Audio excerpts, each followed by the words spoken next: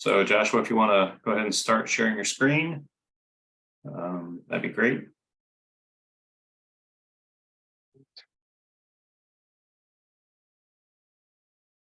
All right, we can see your screen. So whenever you're ready, you can begin.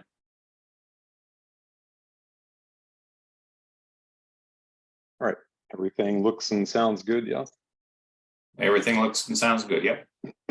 All right, good morning. My name is Joshua Russell, and I'm here to present my MGIS capstone proposal titled Plantain Agroforestry in Uganda, Integrating Cultural Legacy into Multi-Criteria Decision Analysis.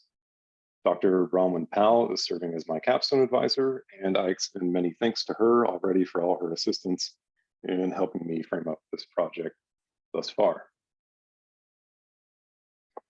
Here is a brief outline of the subject that I will address in this presentation. First, I'll open with a brief discussion on food security and the ongoing efforts to track and enhance this condition. According to the United Nations Committee on World Food Security is defined as meaning that all people at all times have physical, social, and economic access to sufficient, safe, and nutritious food that meets their food preferences and dietary needs for an active and healthy life.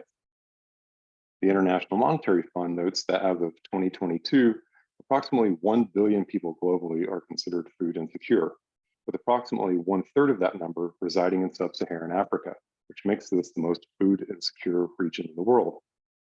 A lack of resiliency toward climate change, slow economic growth with stubbornly high inflation, specifically for food items, and a lack of agricultural supply chain infrastructure are significant drivers of food insecurity in this region.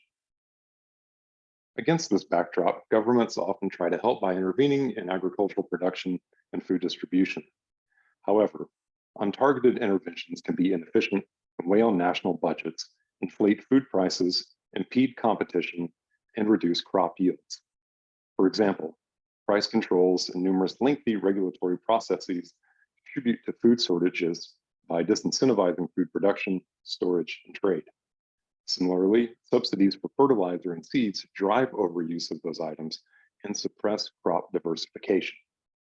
Alternatively, targeted government involvement can have merit, such as supporting research and development and building resilience and agricultural productivity. Prioritizing policies that best protect the poor will be key amid financing and capacity constraints faced by sub-Saharan African countries.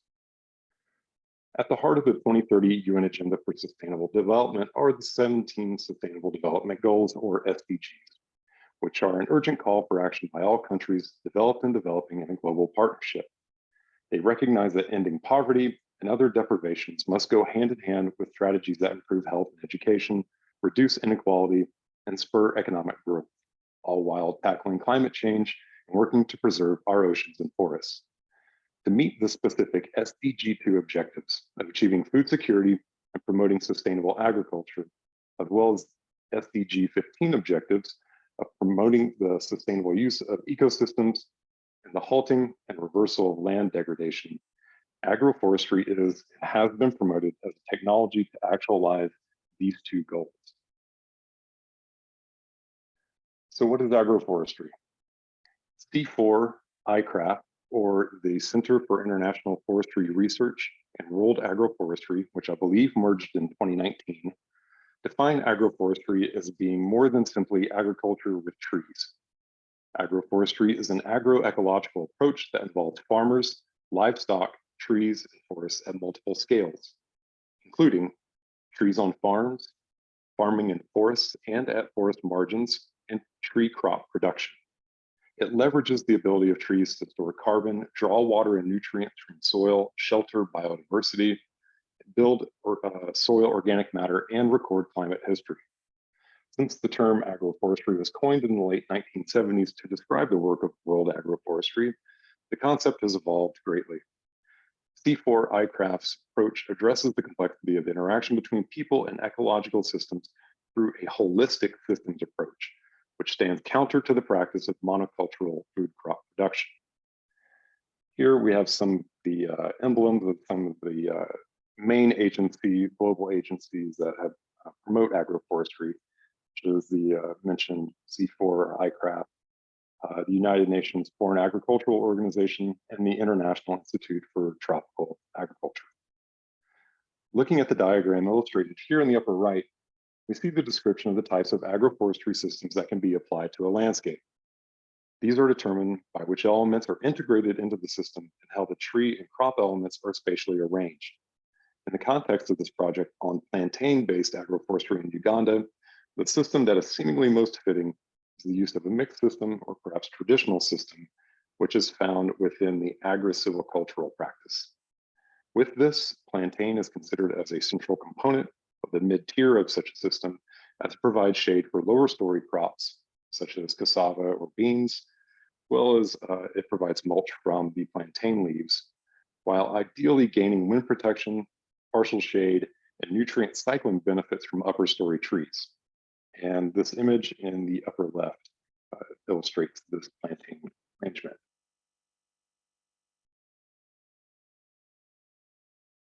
Now I'll offer a description of my study area. Uganda is situated in the Great Lakes region of Africa. If you look at the map on the right, just below the national capital of Kampala lies the equator, which is seen as a faint line going across the top of Lake Victoria. Of the 49 million individuals residing in Uganda, nearly 1.5 million are refugees fleeing conflict from either the Democratic Republic of Congo and South Sudan.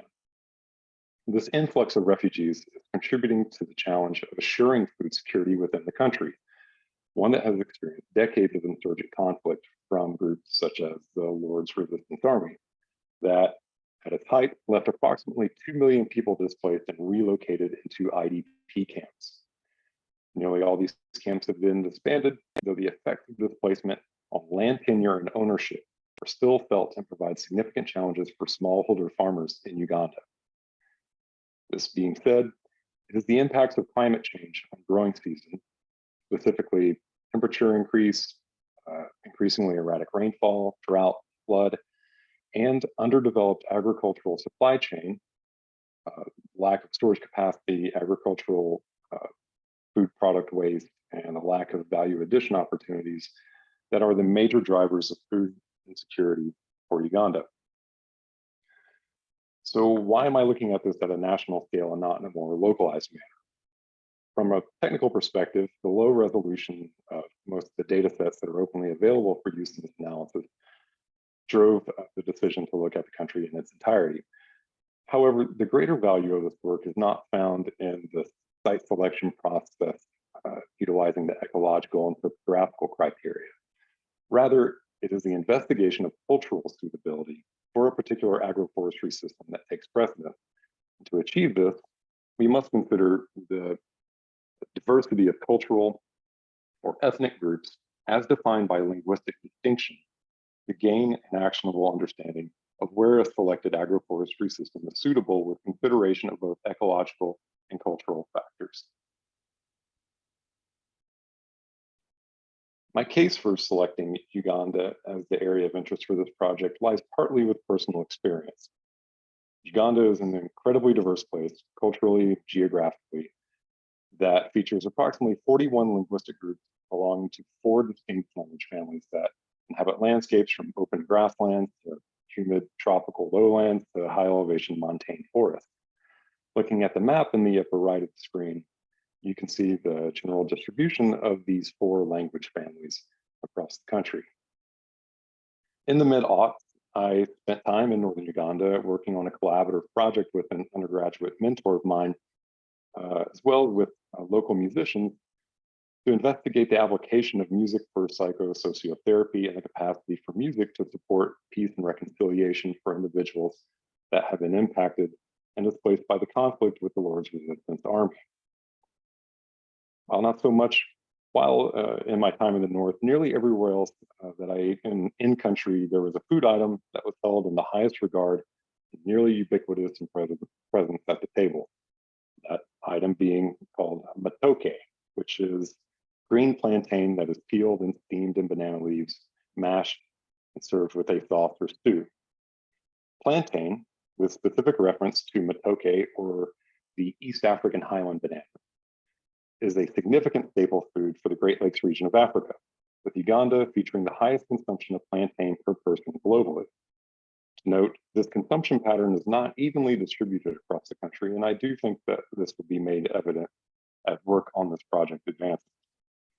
Additionally, through my literature review that has been conducted so far, I've identified ample works that describe the significant role of plantain as a staple food in Uganda, which serves to reinforce this course of investigation for plantain agroforestry suitability. When I first was carrying out literature review for this project and still trying to frame up my approach, something began to stand out to me, notably due to its absence. There are a vast number of papers, journal articles, dissertations, and so on about how multi-criteria decision analysis, specifically GIS and CDA, can be applied for determining site suitability, and more specifically, how agroforestry systems can be selected for suitability to a particular location. I, and likely all the other students here right now, have conducted MCDA in their coursework for the MGIS program and have at least some familiarity with the process of using classification, reclassification, and map algebra, among other processes, to consider a set of criteria from which a site suitability output is generated. The criteria that I often see for consideration in this process are topographical, ecological, environmental, or other economic elements. What I don't see, both in the context of my academic or direct work experience or through literature review, is the consideration of cultural criteria, specifically the inclusion of cultural legacy. This is not to say it doesn't exist. Rather, I contend that GIS and CDA is an efficient and effective tool for researchers and decision makers alike, and the inclusion of cultural legacy data, either gleaned from ethnographic research or from direct participant survey within the MCDA process, can provide a measure of willingness toward adoption of a practice, which in my proposed case is plantain-based agroforestry. During my service in the Peace Corps, I worked primarily on the promotion of agroforestry planting schemes for smallholder farmers in Ghana. I received extensive training on which tree species were best suited to the environment I was working in, the range of benefits each one offered, and how to incorporate them into various agroforestry designs. However, all of what I was proposing to the farmers that I was working with was foreign to them. They weren't familiar with any of the tree species I was promoting or the designs that I was supposed to incorporate them into. All they heard was someone asking them to take on more work with no direct evidence or experience of the alleged benefit. In this scenario, had my program leadership or decision makers with partner NGOs or government organizations taken time to account for cultural legacy, along with all of the ecological and geographic criteria that were certainly employed in determining which tree species would thrive in that environment to begin with, then I would have been equipped with a more effective offering for those that I was there to work alongside. The broad goals for this work are twofold. First, it must be determined which areas of Uganda are ecologically suitable for plantain production, and this will be achieved through GIS and CDA. Second, a primary data set will need to be constructed through ethnographic research to uncover the relationship of all linguistic groups in Ghana toward historical plantain cultivation and consumption. Once this data set is completed and then joined to a linguistic group shapefile, I intend to produce a series of maps that illustrate both ecological and cultural suitability for plantain-based agroforestry in Uganda. Now, let's take a little bit closer look at the ways in which these goals will be achieved. As noted in the previous section there, a foundational element of this work will be to broadly determine which areas of Uganda are ecologically suitable for plantain production and which are not. To achieve this, MCDA will be applied using criteria reclassification to a binary assignment of either suitable or unsuitable, and then processed through map algebra functions to produce a map layer that illustrates plantain suitability.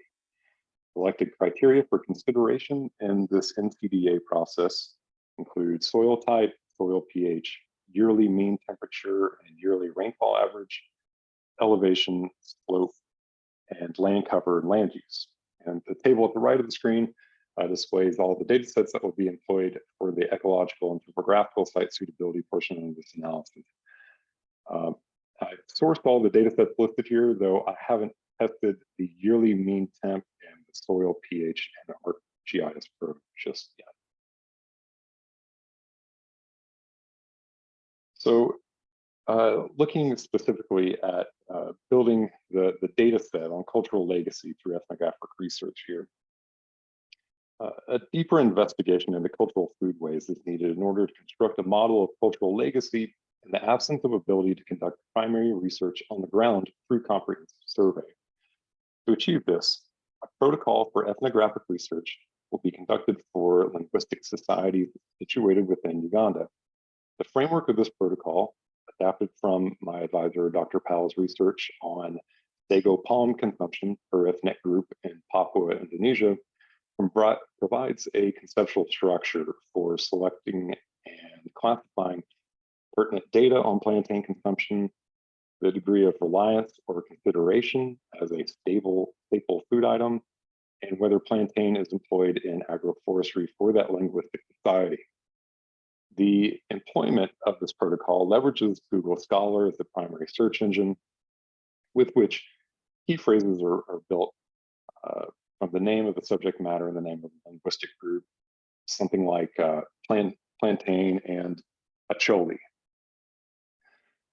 Then, within each pertinent ethnographic result identified in this query, the subject term, maybe plantain or agroforestry or staple, can be searched within the document. Ideally, a minimum of 2 quotes per linguistic group can be extracted and recorded, as well as citation information into an Excel worksheet. With this information and in reflection of how a linguistic group is described in relation to plantain consumption and cultivation, further definition of that group's relationship to plantain will be recorded in classified responses to the following questions. Do they consume plantain? Yes, no, or unknown. Is plantain the preferred staple food? Yes, no, unknown. Is plantain part of an agroforestry system? Yes, no, unknown, or not available.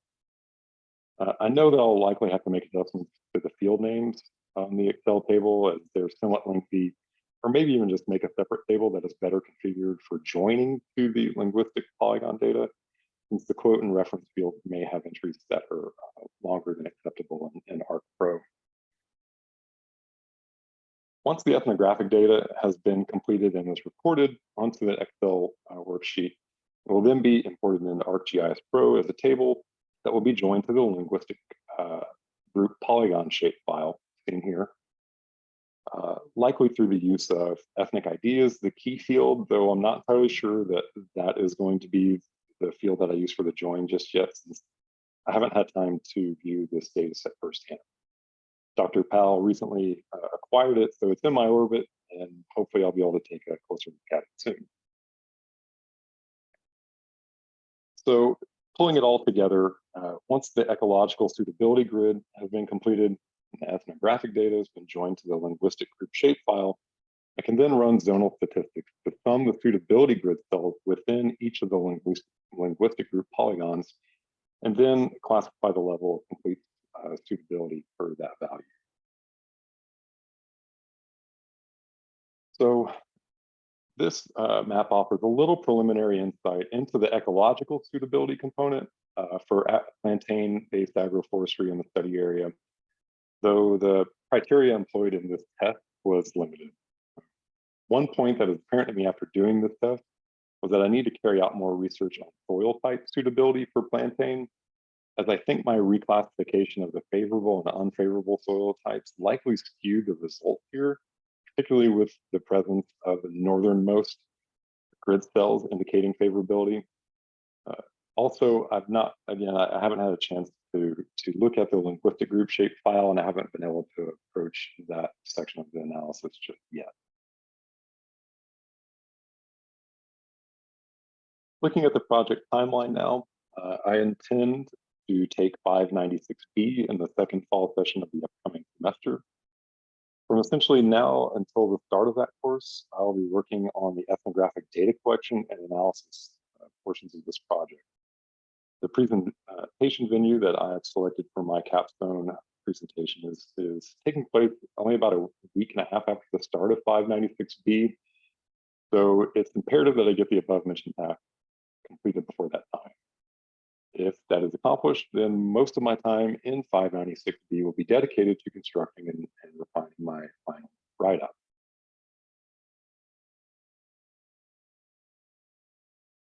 For my choice of presentation venue, I'm looking to present at the Tennessee Geographic Council Fall 2023 East Region meeting in Chattanooga, Tennessee in October. I've chosen this venue for a few reasons, or a couple reasons rather. First, I think this will be a great opportunity to present to and interact with GIS professionals in my home region of East Tennessee. Secondly, it's financially and logistically approachable for me. That said, I will continue to look for other options, though, that may be available around that time, as it may be valuable to have an alternative lined up. On the point of presentation value, I believe that this work offers sound value in illustrating how ethnographic data can be incorporated into MCDA with direct application for researchers that are not able to conduct primary research in the field, but are trying to better understand historical or even contemporary practice that is inclusive of ecological and cultural criteria. I also believe that the proposed conceptual framework and methodology presented here can serve to inform decision makers within both governmental and non-governmental organizations and how to select culturally appropriate and inclusive options that reflect the consideration of the target community or group, perhaps even serving to decolonize development practice. For me, this project serves to bring together my undergraduate studies in anthropology with my current work in the MGIS program, while also providing a vision for how to address issues that I've encountered in my agroforestry and food security related work. And with that, I greatly appreciate everyone's time and participation for this presentation. And now I will take any questions that you have for me today. All right, thanks, Russell, for that great presentation. Very, very interesting. As we wait for questions to pop up in the chat window, I'll start things off here with a question about your data. Have you looked into, I know you have data coming from a number of different sources. Have you given any consideration to the reliability or the uncertainty of that data as a kind of an error that would be built into your overall results? Yeah, it's definitely a consideration.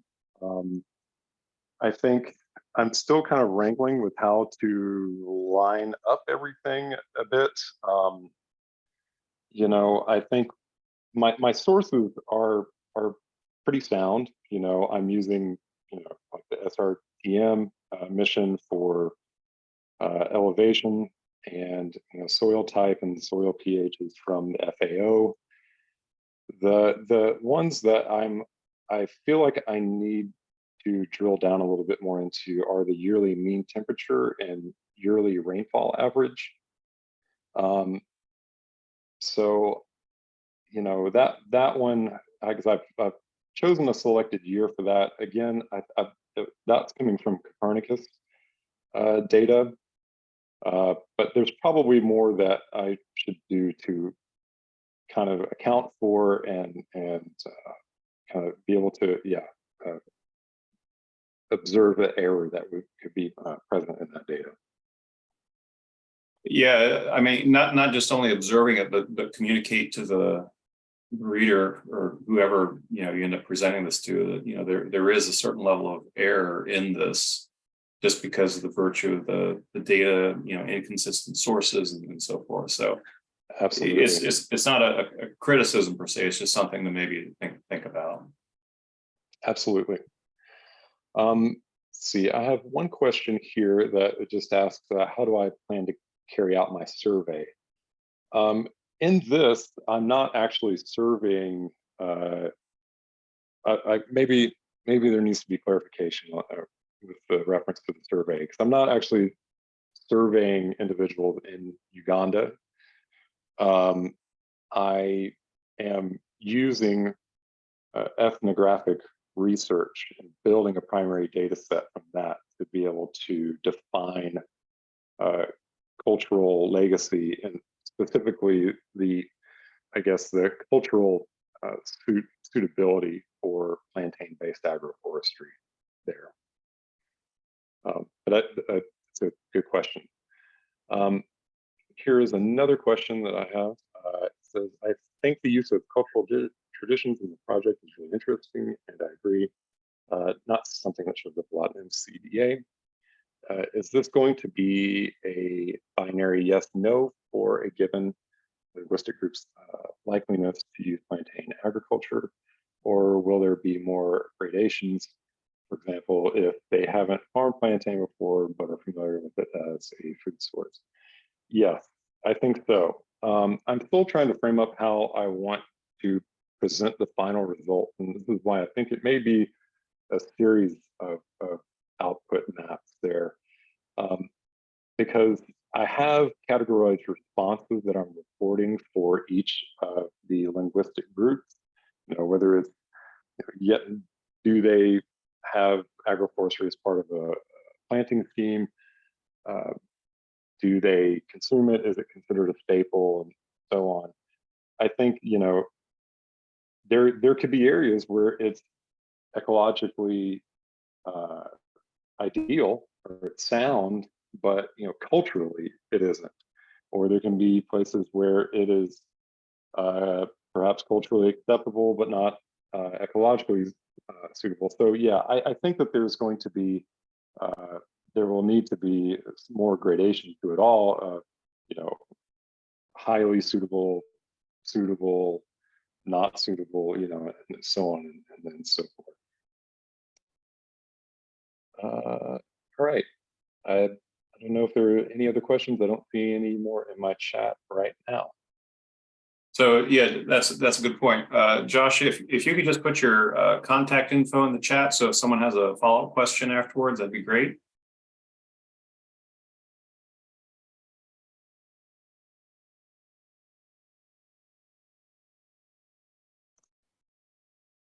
Perfect. All right. Thanks again for that presentation. Next up, we have Timothy Frankstone, who is going to give the next presentation. So Timothy, if you want to start sharing your screen. Yes, I will pull it right up. Make sure everything looks and sounds good. All right.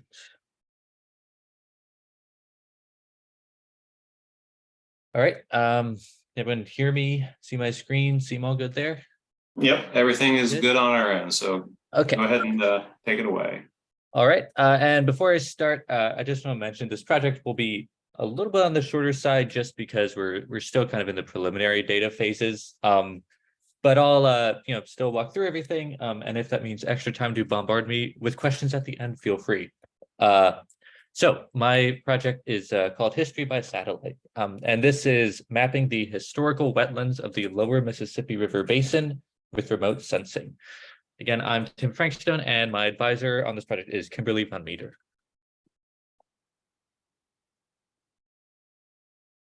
So first of all, to talk to you a little bit about the study area, we're looking at the lower Mississippi River Basin.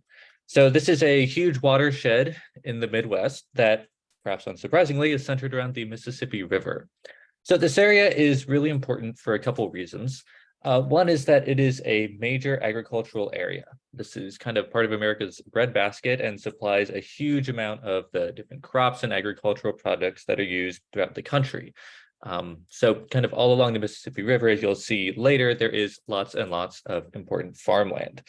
It's a very large area overall.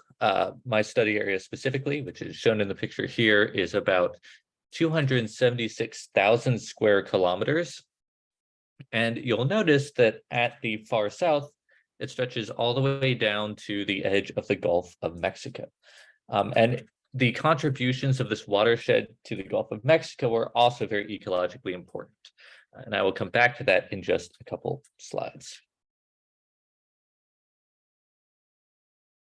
So specifically, this project will be looking at wetlands in the area. Now, why are wetlands important here especially? Well, first of all, just to clarify, Wetlands we're defining as areas where soil is saturated or covered with water for at least part of the year every year. Now that's a very broad definition. So to narrow it down a little bit further, I'll specifically be looking at depressional wetlands.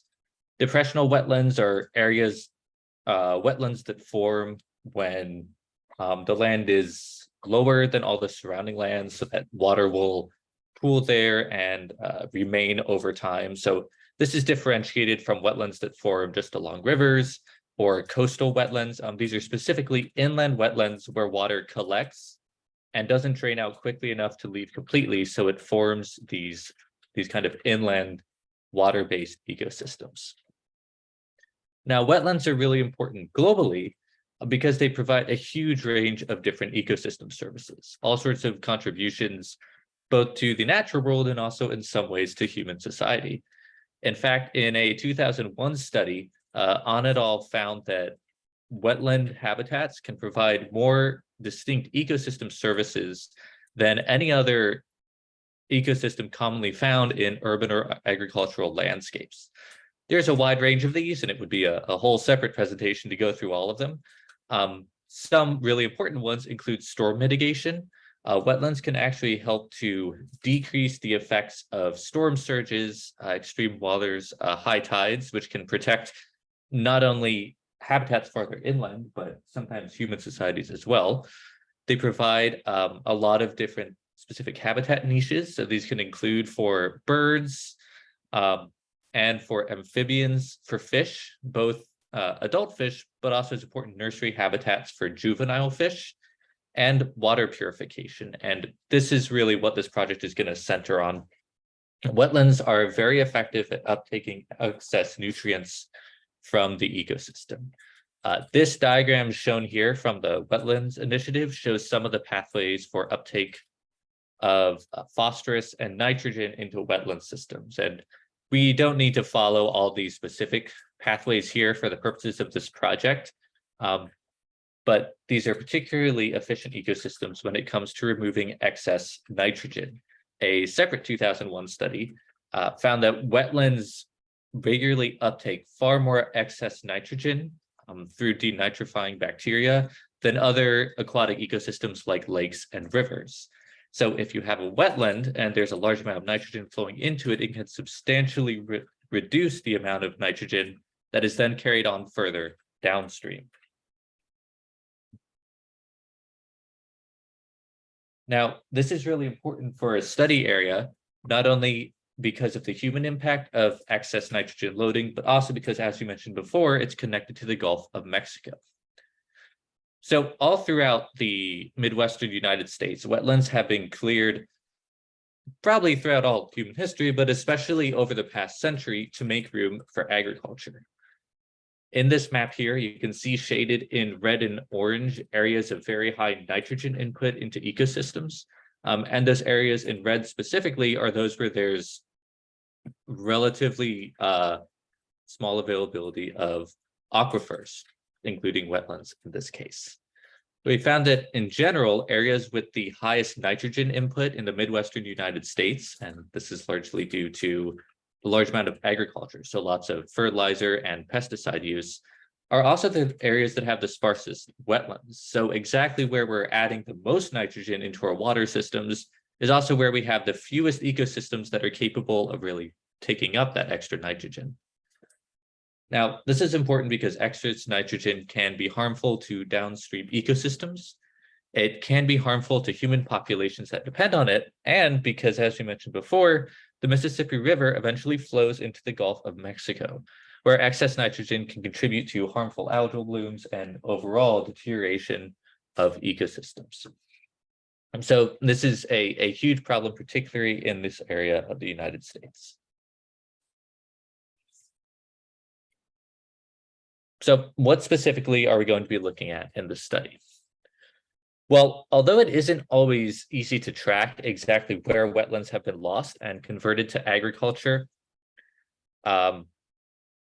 we do know that restoring wetlands could have dramatic impacts on retention of nitrogen, removing it from water sources where it could cause larger problems downstream. The diagram on the right here is from a 2020 study And it shows 3 different scenarios for a targeted restoration of just 10% of wetland area across the United States. Now, at the top row, this is just kind of a random placement of wetlands throughout the country. In the middle row, it shows specifically avoiding agricultural areas. And in the bottom row, it shows what's called a targeted restoration of wetlands, where we specifically work on restoring wetlands at those areas with the greatest influx of nitrogen into the ecosystem. On the left, you can see the actual restored wetland area, and on the right, in darker shades of purple, that indicates higher retention of nitrogen. So what we can see is even with what seems to be a relatively small amount of restoration by area, again, just increasing wetland area by 10%, we can see major potential increases in the removal of nitrogen. Nationwide, this could remove as much of 90%. This could increase by as much as 90% the amount of nitrogen that's removed from these waterways by wetlands. So this is really something exciting. And one of the reasons that we're specifically looking at where wetlands have been lost, looking at legacy wetlands, is because when wetlands are filled in for agriculture, the resulting farms overall are actually less efficient than if they were established just on plains or pastures. Because these converted wetlands are less efficient, that means that farmers need to use even more fertilizer and pesticides and other chemical treatments to make them productive enough to really produce food. And so what that means, again, is not only are we removing a sink for nitrogen, we're also creating an environment that requires so much maintenance and so much extra nitrogen input that it really exacerbates this problem and can contribute to these huge nitrogen loading problems. So with that in mind, the goal of the study specifically is to look at the historical depressional wetlands of the lower Mississippi River Basin and assess how their distribution has changed over time.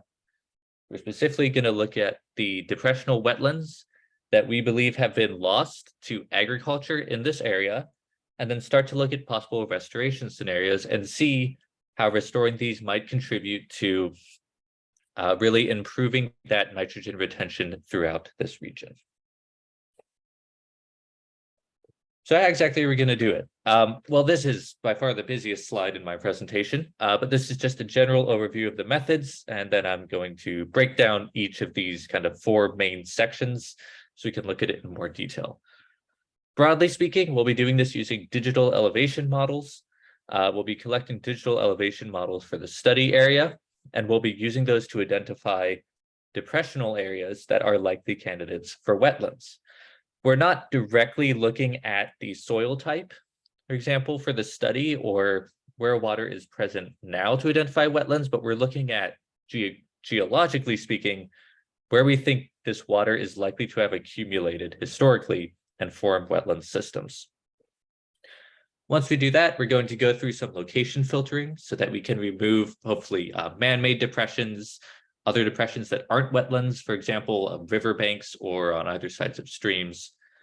And then finally, we'll be intersecting this with the National Land Cover Database.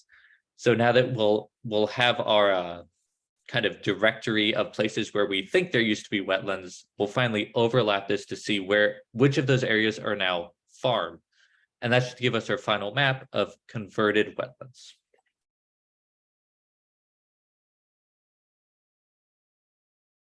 So to break this down in a little more detail, again, the first step, we'll be working with the digital elevation model. So we're going to be using digital elevation models from the US Geological Survey. This is their 3D EP data, so it's available at a 10-meter resolution across the country, but we'll be focusing on our study area. And it's going to be clipped to the lower Mississippi River Basin boundary from the USGS. On the right here, you can see, and all the screenshots here are just from my ArcGIS working with the data we have thus far. So you can see this starting to shape up across the study area. You will notice there are a couple gaps kind of across the boundary here where we're currently missing DEMs. So we're kind of actively exploring how to address that, whether we're going to be looking at other sources of data from this, or if there's somewhere else we can track this down. But even with this, you can see that there's a very high level of detail here. It's kind of hard to see, but in the exact middle of the study area, even in this, you can see that outline of the Mississippi River. So it's a really high level resolution, which we hope will allow us to capture even pretty small wetland areas and incorporate those into our analysis. Once we've got our USGS DEM data all filled out, then we're going to work on identifying the depressions that are likely to have been depressional wetlands. So the first thing we'll do is we'll use a fill function on the USGS digital elevation model. We're not going to use a height limit on that. So that will go and it will fill all of the kind of small depressions kind of up to ground level. And then we're going to subtract that filled DEM from the original DEM. That will leave us with the raster that is just showing these depressional areas. Then we're going to go through a couple kind of data cleaning steps, which are this flow chart at the bottom. That will include using a low pass filter to average the raster out on a neighborhood basis to smooth out the data, using a raster calculator to remove values below a threshold. The threshold we're using, I believe we're planning on using a 0.1 meter height threshold. So any depressions that are less than 0.1 meters deep, well, we don't really expect a wetland to form there. So we'll just be removing those to kind of help reduce the noise. And then finally using a majority filter for a kind of final round of smoothing out the data, hopefully filling in any no data points, and just generally cleaning things up a little bit more before we move on. So at this point, we expect to have a cleaned raster of the depressional areas throughout our study area that could be areas where enough water could pool to form wetland ecosystems. We've eliminated extremely shallow areas. We've tried to kind of smooth out any artifacts or noise from that. The next step then is using our location filters, which again is to account for some man-made variations of the landscape, as well as other features that aren't wetlands, but would still show up at this phase in our project. To do this, we'll be using a 30-meter buffer from most roads and a 100-meter buffer from highways and freeways, as well as a 15-meter stream buffer based on the USGS's NHD plus flow lines. So the flow lines, which are shown here, it's a shapefile that shows pretty much water features at all levels, from major rivers to very small streams throughout the study area. And this is dramatically zoomed in on one county in the lower Mississippi River Basin. So you can see the sheer amount of detail here. The kind of prominent pink curve on the lower right, that's the Mississippi River. As you can just see the sheer level of detail here. So by eliminating the depressional areas that are centered around these streams and water features, we hope to eliminate, again, things like riverbanks or stream banks, things that are definitely depressional areas, but they're not the wetlands that we're looking at. Finally, we're going to be erasing the overlap with the National Wetlands Inventory. So the National Wetlands Inventory is the most up-to-date, currently available map of wetlands across the United States. And we're going to be erasing the overlap because we're not really interested for this study in the areas where those wetlands still exist. Ecologically, we're of course happy to hear that, but we're specifically looking at areas that have been wetlands and are now converted to farmlands.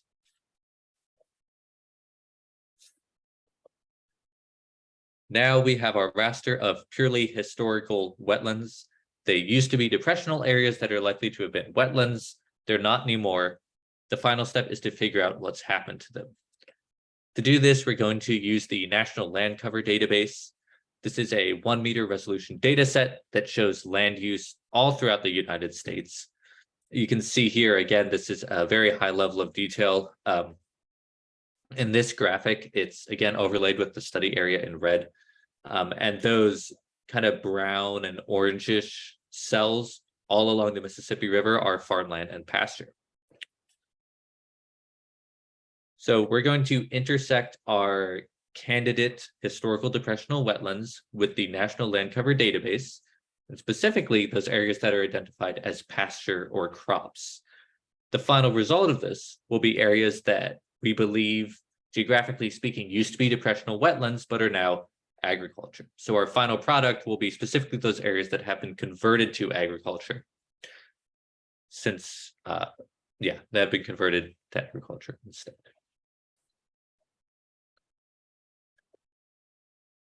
Now, for anticipated results, do not have specific numbers for this, but unfortunately, we're anticipating to find a pretty large area of lost or converted wetlands. Part of the reason for this is because we know this to be an overall trend in the American Midwest, but especially in the upper Mississippi River Basin as well. So this project is largely a follow-up to another project that my advisor has underway with a similar analysis in the upper Mississippi River Basin. The overall goal is to establish a repeatable procedure for this that can be used in different areas. So the upper Mississippi River Basin project is a little farther underway. There's a similar analysis that we're looking into for Canada. And my focus specifically will be the lower Mississippi River Basin. But this is the overall trend that we're seeing. And as we discussed kind of in the background, it's known that this is an issue. So we hope to really add some numbers there and provide more of a statistical basis to really look at this change in wetland habitats in the area. Finally, to take a look at the timeline. So as I mentioned, this is kind of early phases due to travel and other things. It's mostly been getting all the data lined up. But as mentioned before, all of the kind of GIS screenshots up till now have been from a system with the data that we have ready to use. So we have our flow lines, National Wetlands Inventory, the National Land Cover Database, most of the DEM tiles. Over time, again, we're going to try to kind of fill in those gaps and make sure that we get complete coverage for the study area. This is enough to do an initial run through of the full process. My goal is to this week, so finishing by the 23rd, to do a full run through of all these steps from start to finish, to have a look at the initial results, to again, of course, sit down with my advisor and look at how things have gone, and then hopefully kind of refine the results over time as we add in other DEMs, if we look at other areas to explore, it's like that. Eventually, if time permits, we'd also like to add in an actual model for actually assessing that uptake of nitrogen by these wetlands and looking at different restoration scenarios. Now, that is going to be a lot of computation, and that's going to be pretty complex. So we're kind of holding off on that until we've done this first run through of the process at least, but that is a long-term goal.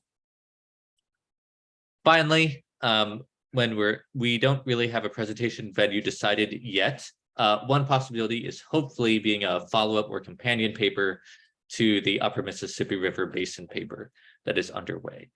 So the hope is to use these results and kind of present those with that to show that this procedure is applicable to a wider area and a variety of different ecosystems.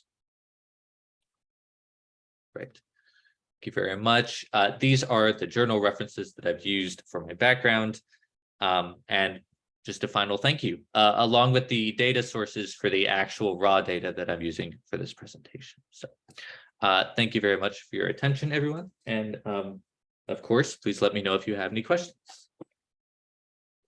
All right, thanks, Tim, for that great presentation. Great job.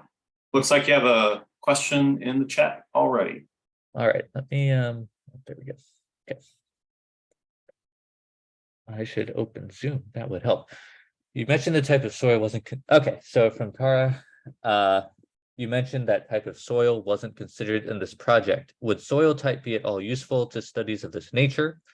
I admittedly don't know a lot about wetlands, but it looks like you're conducting a very thorough investigation. I was just curious to know. Thanks. So that is a very interesting question, because that's a question I had until very recently. So the original plan was actually to use SSURGO soil data as well. Originally, at the end of the project, we were going to intersect these areas with hydric soils. Those are soils that are saturated with water for a specific part of the year, so that we would be using soil type to help identify wetlands. However, my advisor emailed me, was it yesterday? I think it was yesterday, to say that based on kind of looking into the applications of the study in Canada and kind of exploring the study further, they didn't actually find soil data to add a lot of accuracy or rigor to their final results. So we're currently looking at running the project without it. It's always possible we'll add it back in at the end. And so this is, again, just going to be kind of a test for this area of using it without soil type. But yeah, we think that we're able to do it purely with geographic features.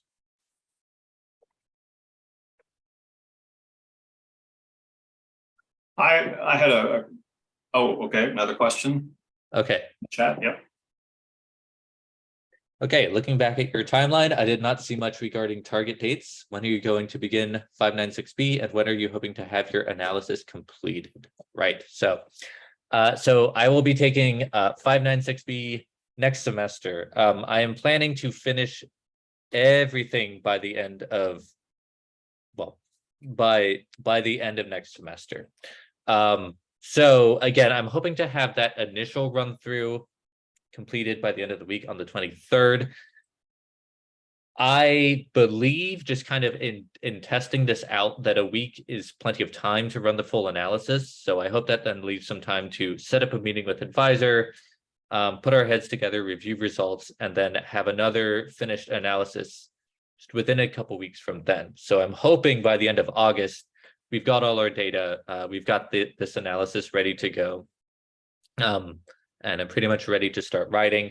Again, if we're looking to this modeling actual nitrogen uptake, that will take more time. That might be something that kind of extends outside of my actual program timeline, which I'm okay with. But I don't know if that was too precise of an answer. The answer is I don't have many dates yet, but that's the general plan.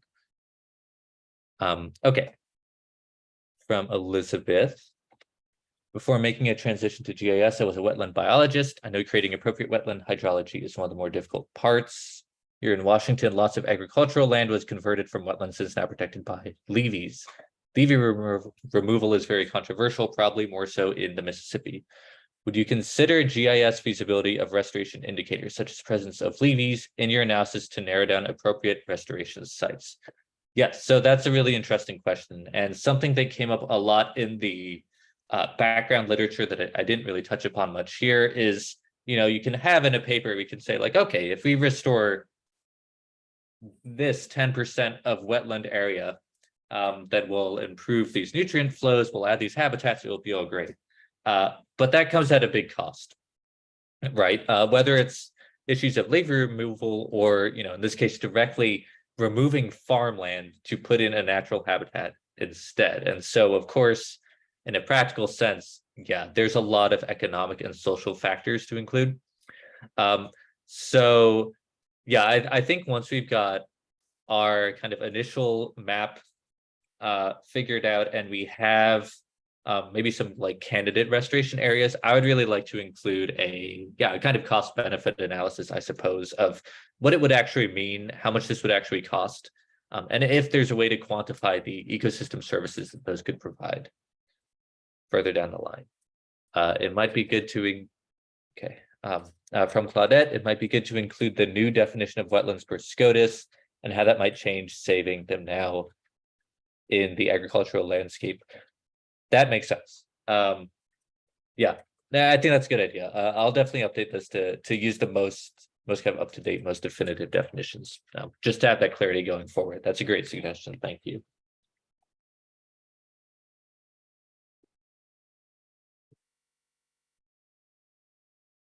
I'll kind of wrap up here with a question. You had mentioned something that the sort of the minimum depth was 0.1 meter, I think, that you're going to consider. Yes. Is there too deep? I mean, is there another threshold that would say that the wetland is now a pond or stream or something like that? Right. As of now, no. As of now, that's not really something we're accounting for. But I think especially because it doesn't currently include a separate way to model drainage, which is one of the kind of main characteristics here. I think that might be something to look into further on as we kind of refine the results from this. Yeah. Okay, all right. Yeah. Just checking on that fact. Mhm. So, Mhm. thanks for all your questions and thanks for the great presentation, Tim, and responding to the questions. Of course, and So, thank you, everyone.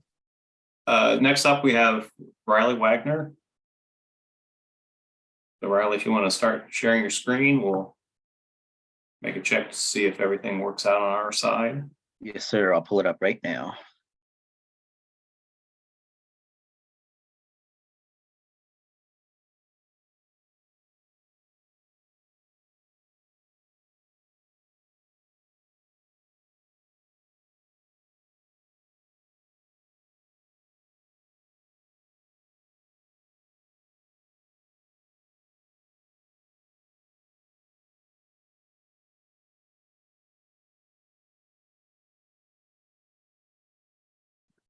All right, we see your presentation. So whenever you're ready, you can begin.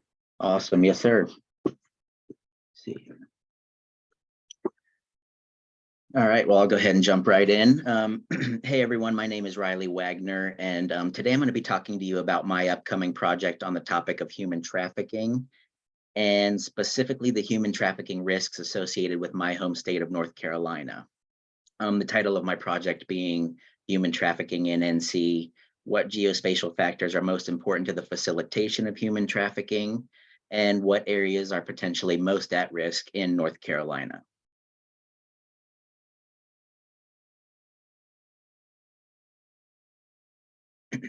So the first thing that we need to discuss, what exactly is human trafficking and what all does it entail? Well, human trafficking experts tend to agree on the criteria of human trafficking as the seizure, transportation, storing, exploiting, and overall control of other persons and their movements for the purpose of various monetary exploitations. So the first step in this process is the obtaining of a person via kidnapping, coercing, blackmailing, or in rare cases, purchasing, as in the case of children who are often sold by their parents or caretakers. Obtaining these persons into the control of these crime organizations. So after the victim is obtained, the next step in the process is the transportation and storing of the victims to the intended locations to be exploited for any given purposes. And the final step, which is the use and exploitation of these victims. Within the umbrella of human trafficking, there are numerous purposes for the utilization of these people. And human trafficking, and these range from sexual exploitation to labor to purchasing of children for underground adoptions and numerous other purposes, with sex trafficking trade being the most common by far. So just to take a look at some of the known statistics of human trafficking within the US, just to give us an idea of the gravity of the situation right now. On average, there are about 169 new cases of human trafficking victims per state per year, with an estimated 20,000 victims at least under the age of 18 currently being utilized for sex trafficking alone. And again, this of course doesn't include adults or even men who are also used for sex trafficking to a lesser degree. And it obviously doesn't include other forms of victim exploitation as well, such as labor trafficking. But still, you can see this is a very large number for just a piece of the trafficking trade as a whole. Of the victims of human trafficking, the vast majority are women and children by an estimated up to 85%. And now the important thing about statistics related to human trafficking and what is the driving force of my project coming up is the fact that the known data on this issue is sadly such a small percentage of what's really going on in the grand scheme. These organizations really have become very successful at staying hidden and operating covertly. And when victims are recovered, they're often, have been drugged or severely damaged to the point where they cannot recall operations they were a part of or give details on their captors or possible victims that they have interacted with for, intelligence and data purposes. So this combined with the effectiveness of these criminal trafficking organizations has really made it difficult to obtain accurate figures for security and defense analysis. And what we do have are typically sparse data points of random busts and recoveries, which gives us some data, but all in all, the known data is very lacking and not entirely accurate of the bigger picture of what's really going on. So with my project, my intent is to supplement this lacking data on human trafficking and examine the issue in a different type of light. Current analyses out there that I've found tend to focus on utilizing the lacking data points, or they use broad sweeping data on state or national, on the national level to analyze this kind of topic. But for my project, I'll be looking at the geospatial factors that are known to facilitate human trafficking instead of the known data alone, in order to create a risk assessment / predictive analysis for areas that have the highest potential for risk of human trafficking, where these operations could be taking place, but are probably not yet known, or at least unanalyzed due to the lack of known data. And I'll be using geospatial conditions for trafficking referenced against known trafficking data in order to isolate the main factors that most contribute to the facilitation of trafficking activity. And I'll also be differentiating from typical analysis on the subject by looking at this issue on a smaller scale, more at the neighborhood level as well, instead of broader data patterns and statistics. And for this project, I'll be looking at my home state of North Carolina, which consistently ranks in the top 15 states for human trafficking. As a protective father of 2 young daughters, we've been hearing a lot lately in our area of the threat of trafficking. And it's my goal with this project to be able to create an accurate risk assessment of potentially high-risk areas in North Carolina. Perhaps for the establishment of anti-trafficking resource offices, heightened security, general public awareness, or at the very least, create a jumping point for further analysis and investigations of these areas that meet the criteria for the facilitation of human trafficking, where it is very likely, based on the criteria, to be currently taking place. So in order to begin my analysis, it's important to determine what aspect exactly of human trafficking that I'll be focusing on trying to understand and mitigate, because the trafficking trade as a whole is so multidimensional. So with security in mind for this project, the main aspect of the trafficking trade that I really want to focus on, and I believe is the real jumping point, is the obtaining, transporting, and stashing of the victims, kind of the initial phases. And this is the aspect that I believe poses the biggest initial threat and typically shares the same environmental conditions that we know of, rather than the further stages of trafficking. The further stages being the actual use and exploitation, which is oftentimes in a very different type of environment. And this can be anywhere, oftentimes reaching the point of having been moved out of the country, or anywhere within the country where victims are already under control and can end up, in perhaps more well-off, higher class regions where seizing isn't likely, but the use of the victim may be. And by focusing on the initial threats for where these people are obtained, kidnapped, coerced into bad situations, if this can be determined and mitigated, then the whole industry should feel the effects of it.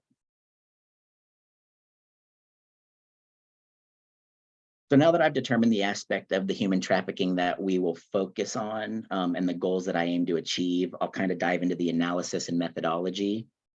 And the first step to begin the analysis is to determining the overall highest risk zones based on given criteria, is to analyze the criteria itself and identify the geospatial factors that will be pertinent to this project. So going back to the initial phases of human trafficking, which are seizing, transporting, stashing of victims, based on known correlations.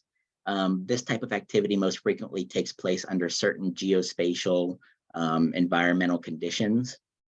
And there are many, many specified conditions that experts lay out, but pretty much they all agree on the main factors for facilitating this type of activity. Includes areas of low income, high poverty, high crime rates, large immigrant populations, and close proximity to major interstates and transportation hubs.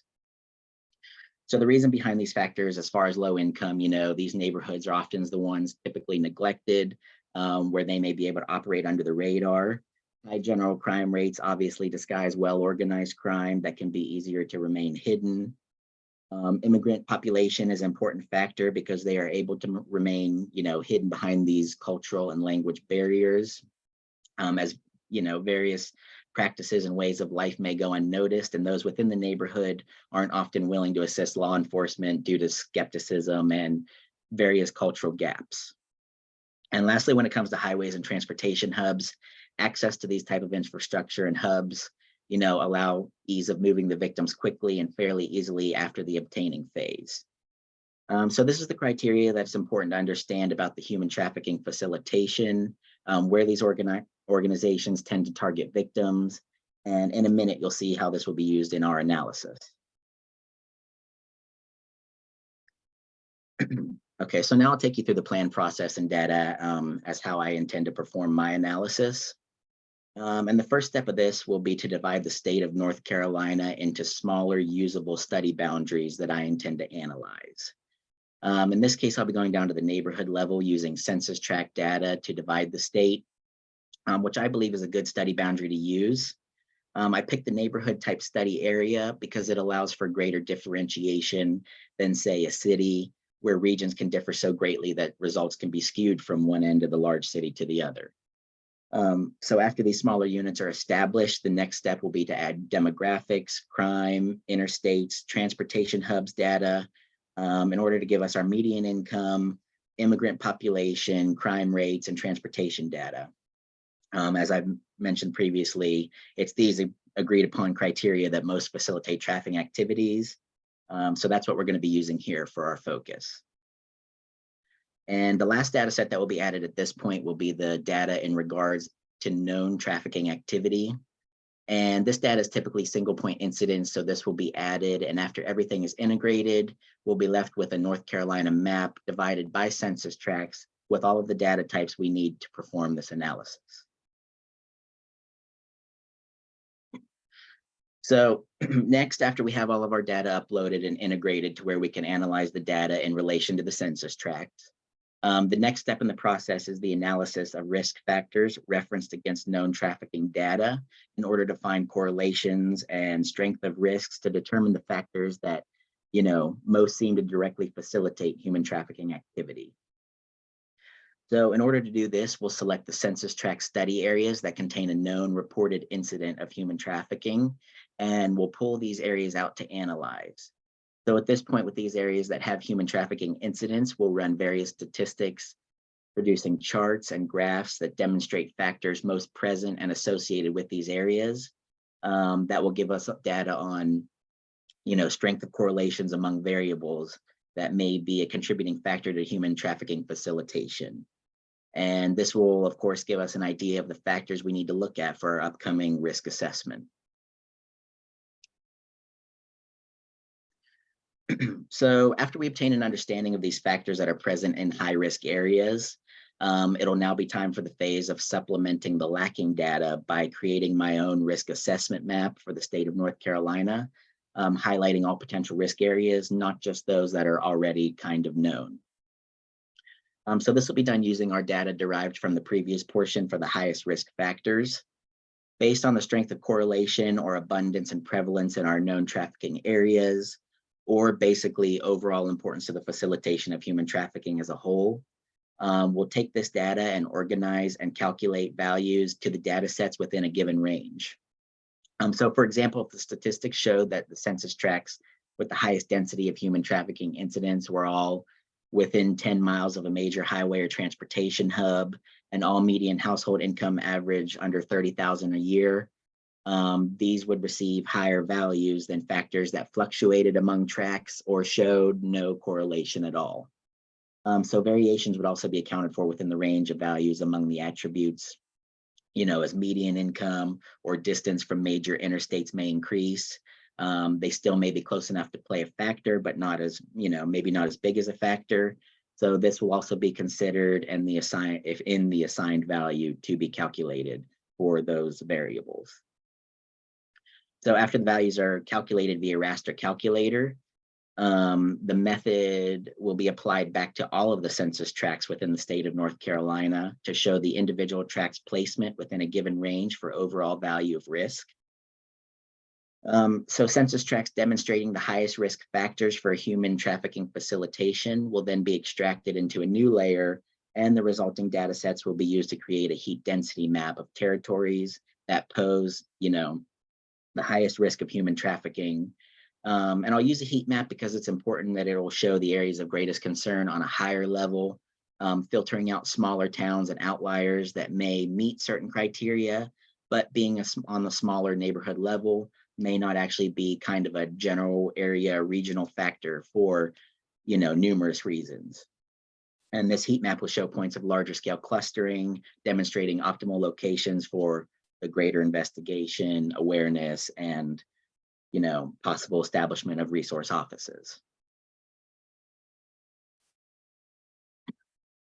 So after our risk assessment methodology is created and applied to the state of North Carolina, and our highest risk areas are identified, I now want to apply my new methodology to another state in order to check the results and accuracy of my methodology risk assessment as a whole. So in this case, I'll be looking at the state of Florida. Now I chose Florida because number one, it's another area that me and my family frequent, so I want to know more about it in regards to safety as well. But also Florida consistently ranks among the top 5 states for human trafficking in the US, which should provide us with more human trafficking data and incidents to use our methodology against. So in the case of Florida, I'll be using the same methodology as North Carolina, but I will not include the trafficking data just yet. I'll again, break down Florida into the individual census tracts, applying the same demographic and transportation data, and integrate the data to be analyzed. I'll apply my methodology of my calculated analysis based on risk factor values to the census tracts, and again, create my heat density map for the clustering of areas that pose the greatest risks. Now, this should give us our highest risk areas, in which case I'll include the known human trafficking data to the map, and what is known to be areas of human trafficking should ultimately be reflected within my found risk areas as well. And of course, my goal with this whole project is to assess risk. So, I know that cities and urban areas around cities will demonstrate human trafficking risk, obviously, because that falls into the realm of what we already know and the known data. But I also want to highlight other areas as well that may be lesser known, but have conditions that could and probably do facilitate human trafficking. So when I see the results of my risk areas compared to known trafficking incidents, I expect to see known incidents within some of my high risk areas, but even more so, I'm interested in my other high risk areas that may not have as many known incidents, but very well still pose a great risk. So as I've just mentioned, my anticipated results are that I will accurately apply the known criteria for the facilitation of human trafficking that these organizations are known to seek out, and find the factors among these criteria that play the most important roles in these issues, and be able to calculate these values against census tracts in order to find the general clustering of neighborhoods that present the highest risk for human trafficking activity. All in all, in order to look at this issue from a geospatial aspect, rather than utilizing the greatly lacking data, which is most commonly used in these type of assessments. And if my assessment is accurate and my methodology works as intended, I expect to see among my heat density and risk assessment maps that I both highlight the areas probably around big cities, obviously, that will coincide with known trafficking incidents, but also highlight other areas that may be lesser known or don't have the publicity and resources to be able to handle these type of issues. So they have gone unnoticed, but mostly likely not by human trafficking organizations who could very well be likely operating there now, or tend to move towards those areas should the bigger city areas be shut down.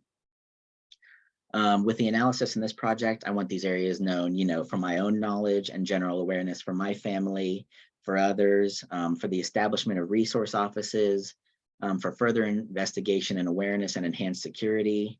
Those are the anticipated results of my analysis and the overall goals of my project. So as you can see, human trafficking has become and continues to grow as a real and very scary threat in today's world. And obviously, the United States is no exception. And with my project, I hope to introduce a new way of looking at this issue to supplement the lacking data from more of a geospatial aspect. and create awareness for families, as well as jumping points for further analysis and investigations on the subject, especially in potentially unthought of areas where maybe this issue isn't fully understood. So moving forward, I'll begin the data collection and analysis phase of the project over the next few months until this fall semester, where I'll be taking Geography 596B. At that point, I'll be finalizing everything, gathering my results and creating my reports, and hopefully presenting my master's project this December. So with all that being said, thank you all for listening, and I'm now ready for any questions that you all might have.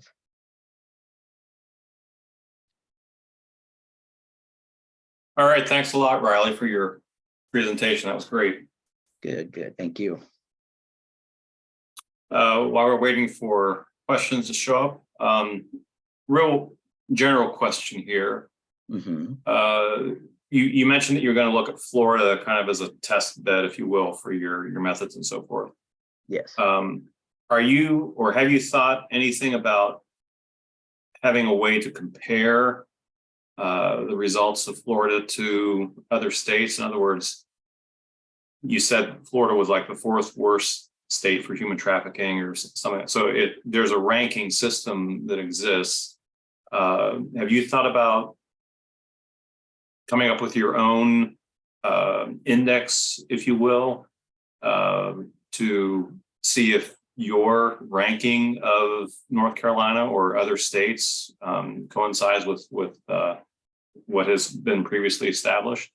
Yeah, that's definitely something to consider. I have not thought of that yet, but that's definitely something, that would be a good idea. The problem with all the rankings and all the data, as I've said, it's hard to get accurate data because not a lot of people know exactly what's going on.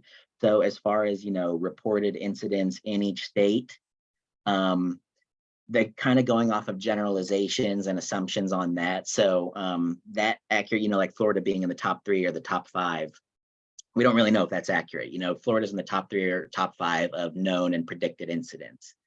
So with this project, I kind of wanted to, branch out into another aspect of looking at it. But yes, if I can get, accurate assessments off of Florida and stuff, I would like, for my risk assessment to overall be, accurate and be able to be applied to other states, and maybe see how use some sort of, I don't know, ranking system or numbering system that like allows, I guess, risk by surface area or something like that, that has to do with the states, like portions of the state that are affected by this. But yeah, as far as the ranking system goes right now with the known data, that's kind of difficult, but I do agree that it'd be nice to, be able to compare to other states, and that's something that I'd like to consider for my final project. All right, thanks. Yeah. You've got quite a few messages popping up, so. All right, let me see here. Human trafficking. Sorry, let me get to the top here. I think the first one is from Tara. Okay, thank you very much. I lived in Atlanta for a decade, which you probably know is a major area of human trafficking. I was curious to know how this project factors into your long-term goals as a GIS professional. Yeah, so the reason I got into GIS, I've always been interested in the security, counterterrorism, intelligence type realm. So right off the bat, that's always been kind of a passion of mine. I work in the energy sector now. I've done stuff in the environmental realm, and I love all that. But, my true passion is security and national defense. So, starting with this project on human trafficking, these are the topics that interest me the most, the real security concerns. So going forward in the future, I would love to, be able to use this project as a jumping point for me and my resume and everything else that we can do to get me into, kind of the defensive national security GIS position, which is, what I'm really interested in, what I'm seeking here in the long term. Next question. Are you taking considerations of coastal aspect in your research? In other words, is Florida high stakes and support and maybe used for trafficking? Yeah, definitely. When you take a general list of what's going on, you obviously have your New York, California, Florida, all these areas that are coastal areas. And one of the major issues that people tend to highlight are your port cities and stuff like that. So when I take like North Carolina, for instance, a lot of the trafficking data that I've seen comes from Charlotte and Raleigh. Obviously, those are the big cities, that's where it's funded. But we also have, on the coast, Wilmington, which is a huge port city. So this is kind of what sparked my interest. It's like, by all means, this should come up as a big risk assessment area as well. Even though it's not really known in the data that we do know, I would predict that places like that do play a big factor because, these ports, they're obviously, fall within the transportation hubs and stuff where it's easy to move the people in and out of the country more so than maybe, getting on a plane in Chicago or something. I don't even know, they'd have to move them to the coast to get them out one way or the other. So yeah, that's definitely a factor that I'm interested to see. And perhaps even, North Carolina, Florida, maybe we'll see that pretty much all the coastal towns or where there is at least big ports do present some sort of high risk. From your variables, high crime, low income, ethnically diverse society, do you think one variable has a stronger influence on the potential of human trafficking than the others, or is it going to be the mixture of them all? Yeah, I definitely think that there will be some, like I said, the experts tend to agree on these as the overall factors, but that's kind of why I want to do my statistical analysis portion rather than just apply the factors to the whole risk assessment, because I want to know exactly, what facilitates human trafficking the best. And if I had to predict, I would say low income, high immigrant population, and access to interstates and transportation hubs, maybe crime rates, stuff like that doesn't play as big of a factor, even though it's a mentioned thing. But yeah, I definitely think that there will be some factors greater than others. And that's kind of what I want to pull out, because I don't want just a full map of North Carolina for the, quote unquote bad areas where, oh, it could be happening here. I kind of want to filter that out and do like this is specifically a factor for the facilitation of human trafficking. So yeah, that's kind of what I'm looking to find. There are 2 questions for you. With your emphasis on sex trafficking, do you think human trafficking being more labor related because of larger agricultural economy versus a state like PA or Union Y? Is there more sex trafficking? Yeah, that's a good question. And that's something that I've kind of gone over versus, the types of trafficking and in different states. And from the data that I found, sex trafficking is the biggest factor. Like that's what, that plays the biggest role in today's society. But also, you do have your child trafficking, your labor trafficking and stuff, and that could vary state to state. But I kind of wanted to look at it from a whole because, like I said, the data is so limited and lacking that unless I lump it all together into human trafficking incidents and don't discriminate, via data points, like it'd be kind of hard to run an analysis on, like a state that doesn't provide a lot of labor trafficking, be able to compare, that kind of data. So for the purposes of right now, I know that they come from the same types of environments. That's kind of what I've gathered from, my analysis so far. So for the purpose of human trafficking as a whole, I wanted to kind of lump it together to get as much usable data for my risk assessment as I could, because, like I said, they kind of come from the same environments, typically from what we've seen. So that's kind of where I'm going in regards to, the breakup of the types of trafficking there is versus what states they're happening in and what areas might have one more so than the other. But that's definitely something to consider in the future. Also, do you plan on presenting somewhere outside of like, I'm not sure where I'll be presenting. I actually haven't seen a lot on the final presentations. I saw somewhere where we have to travel up to Pennsylvania or Penn State. So yeah, if that's the case, then yes, I'll probably be presenting at Penn State when the time comes. Have you observed a difference in trafficking incidents for immigrant communities versus refugee communities in your literature review, particularly since refugees have been typically subject to high traumatic experience through their lives? Yeah, that's definitely a great question. That is something that I have really not considered yet. I'm kind of focusing on the language, the cultural barriers, the language barriers, be it refugee or immigrant. So I was kind of lumping them into the same category, but you're absolutely right. Like I should probably break it down into those two different types of people groups to see like what's going on. That's definitely worth analyzing, but no, I haven't done that yet, but that's definitely something to consider for the end. All right, and I think that is all the questions. Is there anything else that I can answer for anyone? Great job, Riley. If you could just put your contact info in the chat so that if someone has a follow-up question, they can get a hold of you, that'd be great. Absolutely.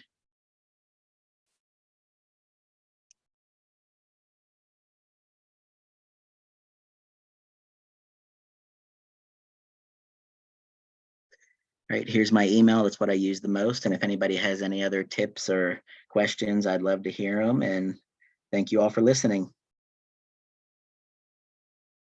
All right, great. So next up we have, excuse me, next up we have Faiza Ahmed. Yep. Hello, everyone. Let me just share my screen.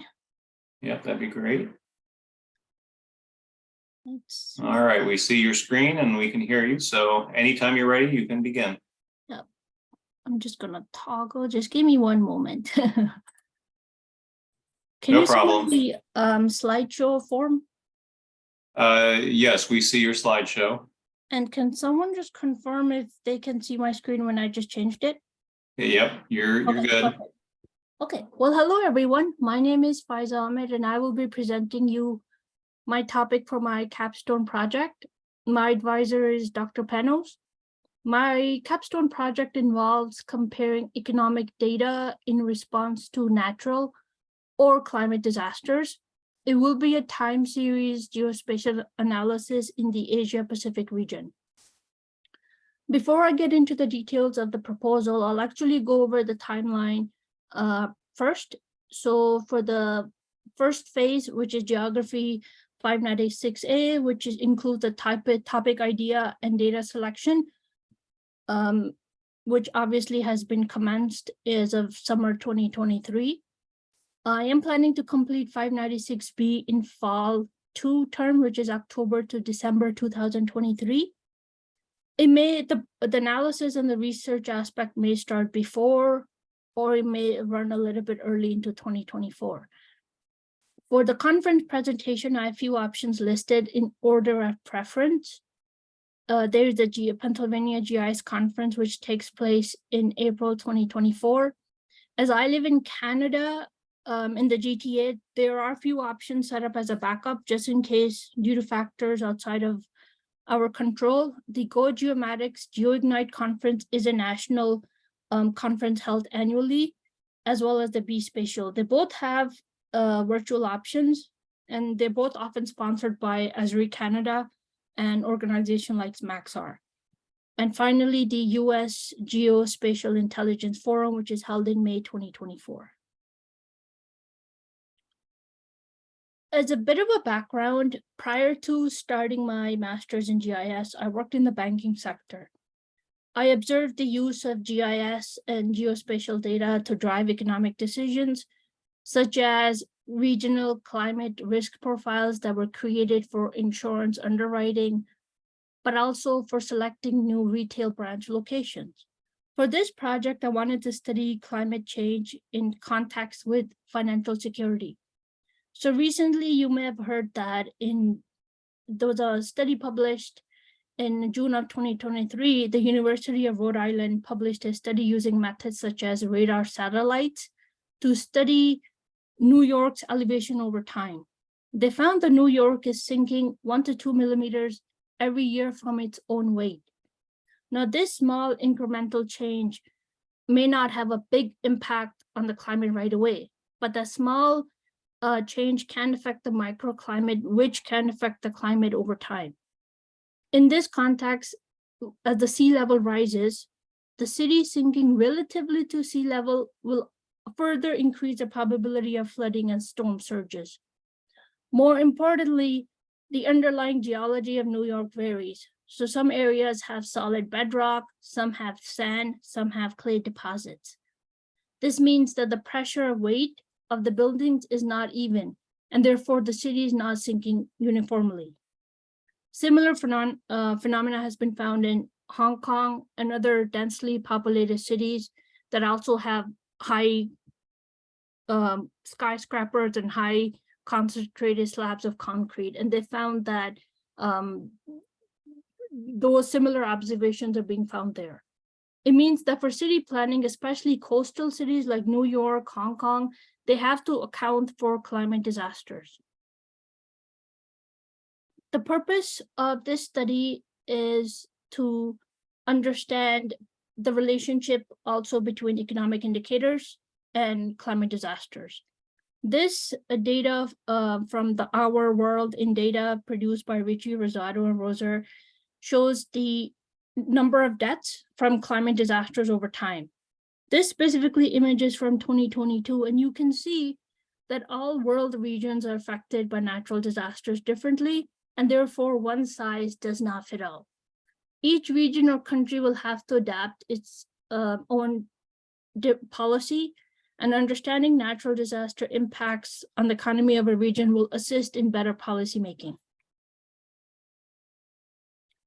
Few of the studies that we looked at, I'm going to be sharing with you that's going to drive our approach to our methodology. So this study was done by Kiam in 2020, to graph overall extreme weather events globally. It found that since 1970, the extreme weather events are increasing. If this trend continues, economic policies will have to adapt at a quicker pace. Kiam also did another study in 2022 where they compared world GDP to natural disaster subgroups. A correlation was found between world GDP and 4 hydrological and meteorological disasters. Now, correlation does not mean causation, but it does mean that as demand for economic growth continues and developing countries become more developed, our infrastructure can impact climate change, whether it's fossil fuel usage or city planning where high skyscrapers are placed in one location, such as New York, where the city is now sinking on its own weight. When we examine further the impacts of natural disasters on economic indicators, many studies have already been done that have done such comparisons. So Khan et al. Studied the impact of natural disaster and compared it to infrastructure and economic indicators in 98 countries from 1995 to 2019. Now, the effects were different, but nonetheless, income reduction effects were found in all categories of countries: high income, low middle, upper middle, as well as low income countries due to disaster-related loss. Now, economic effects differ by industries. So we know that natural disaster can have an impact on the GDP of a country. If there's an earthquake in Turkey or other countries that are very developed, there will be some changes that will be observed. But economic effects differ also by industry. So when getting into the specifics of natural disasters and impacts of a country's economic activity, Newell compared effects of temperature on poor countries' GDP with respect to specifically agriculture growth. It found that as the temperature grew, effect on GDP growth from agriculture sector decreased in these countries. This means that one type of disaster will impact 2 countries differently, even for the same type of sector. It could be that developed countries may have better irrigation methods, better seeds, fertilization tools, or other technology like cloud seeding, where they're able to offset the effects of extreme weather events. Finally, speaking of, in terms of the studies that we're looking at, in terms of developing, we're seeing developed countries. PANWAR also did another study, and they compared 102 countries. 29 were developed, 73 were developing. As you can see that the average economic damage in terms of dollar value was higher in developed countries. However, as a percentage of GDP, natural disasters impacts were stronger in developing countries. This is important for policymaking and providing financial tools such as credit and insurances. It is especially important for global UN agencies like the IMF, International Monetary Fund, and NGOs when assessing lending to disaster-prone countries. The region that we'll be specifically looking at is the Southeastern Asia, and this region is economically diverse. So you have Singapore that's considered classified as a very developed country. Malaysia is considered developing. But there's also a lot of commonalities. Many of these countries are coastal, many are islands in terms of their history and access to nearby or impact of nearby markets such as China, Japan, and Korea. It is also a disaster-prone area. So for our approach, we want to do a geospatial consideration and consider land use. So let's say you have two countries, same economies, same industry, similar climate disaster, but why one country is affected more than the other? We can use a geospatial approach, look at specific land locations, and look at geography to understand how the climate disaster affected the economic output. So for example, let's say you have two neighboring countries. One has mountains or mountain range. We know that mountains it's a geological feature that can moderate climate. They can influence weather patterns, such as relief precipitation, where one side is more moist and one side becomes a drier land area. So an extreme heat event is going to affect that geography differently. And just at the outset, I just do want to say that the map at the background is extracted from IMF. It is obviously not to scale. Singapore is much smaller than Malaysia, but just for visualization purposes is used here. In terms of the methodology, first off, we're gonna download the data, which in this case, the data has been found and downloaded and examined. The MDAT data, which is a national disaster database, has location as well as latitude and longitude, which will help in our geospatial analysis. There's the IMF data from International Monetary Fund and the World Bank. Once the data is downloaded, data will be cleaned up for any outliers. It will be aggregated by year and country. The economic data may be aggregated by year as well as quarter, just because in the financial sector, a lot of the IMF and financial organizations report values like GDP as on a quarterly basis as well. And finally, a time series analysis will be compared to compare similar countries to understand economic response to extreme weather events. And if time permitted, we may be able to utilize a new spatial temporal analysis using ArcGIS Pro to create visualizations of the data analysis. But the main goal is to do a solid statistic time series analysis. One of the challenges for this project was to narrow down the economic indicators that we'll be looking at. There's quite a lot, but many of the studies we came across, these are the three main factors that reflect on a country's economic situation, and they're easier to analyze and find the data for. So one is the GDP, gross domestic product, which is the total value of goods and services produced in US dollars. Unemployment rate, which is a percentage of the working population that's able to work but is not working. And debt ratio, which is a reflection of a country's debt relative to its GDP. These are all good indicators, especially in response to a natural disaster. It's common for countries to borrow money, increase their debt, lend money. Depending on the scale of the disaster, a large section of a population may become temporarily unemployed. So the data, this is one of the data sets that it's available from IMF, International Monetary Fund. It is an authoritative data, and it's available from 1980 to present, and they do provide projected data for the next 2 years as well. They have values like GDP, GNP, Consumer Price Index. The IMF often acts as a last resort for lending, in terms of lending, especially for developing and underdeveloped countries. And it's also used by organizations such as investment organizations, national banks, when assessing other foreign markets and making investment opportunities. So it's one of the more, or if not the most reputable data set available. There's also the World Bank. World Bank has more specific geographic values such as fertility rate, agriculture output, forestry cover.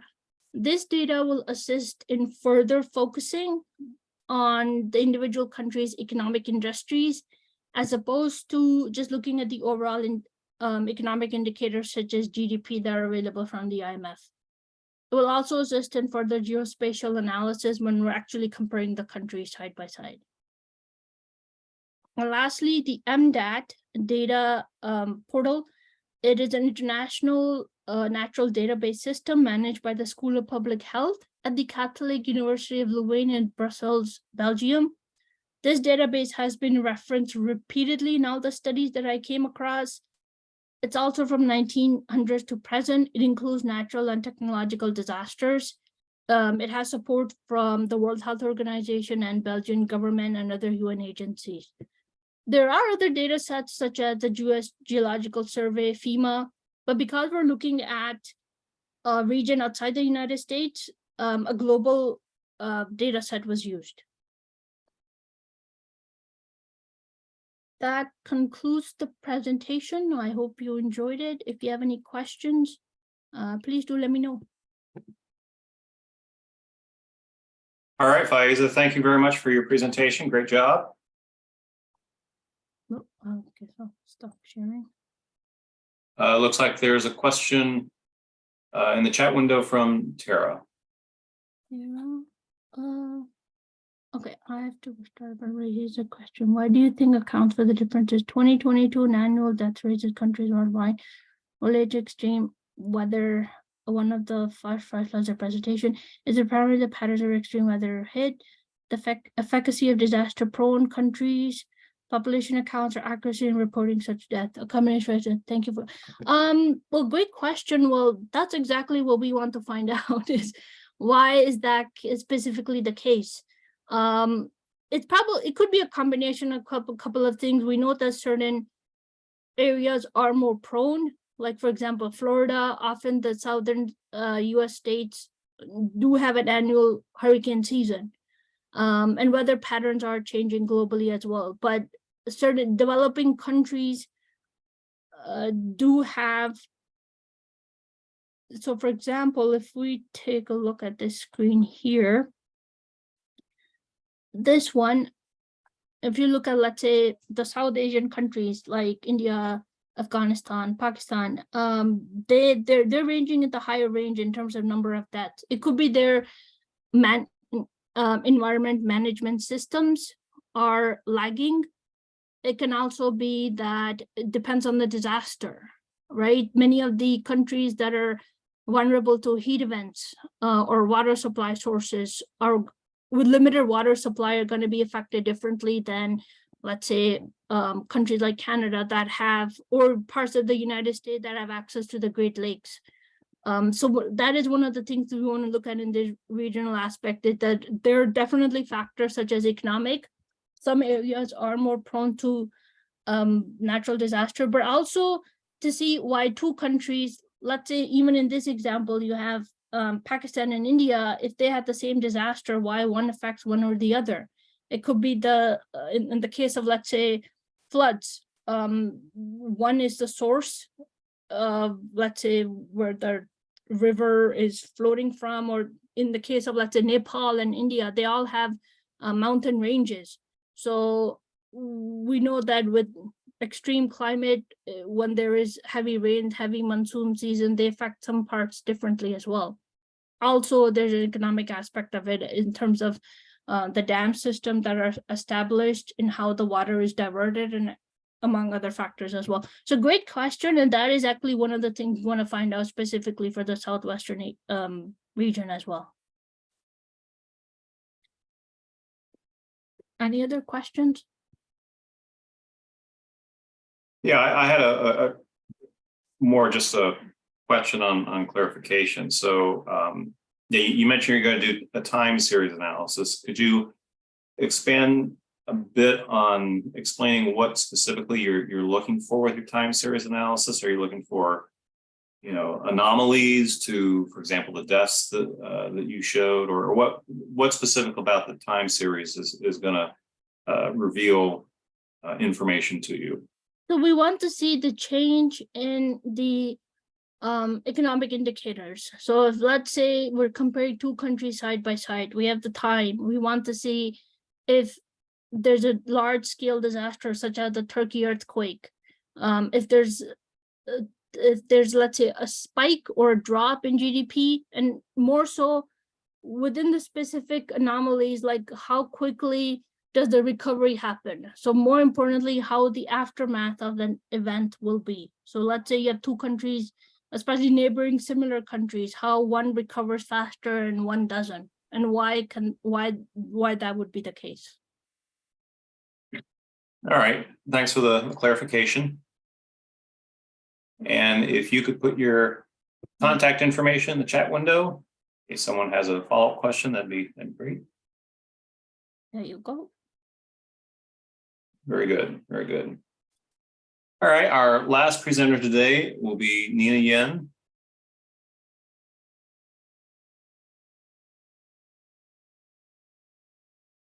Hello. Hello. If you go ahead and start sharing your screen, Sure, no problem. make sure it works. Yep. Just let me get it loaded.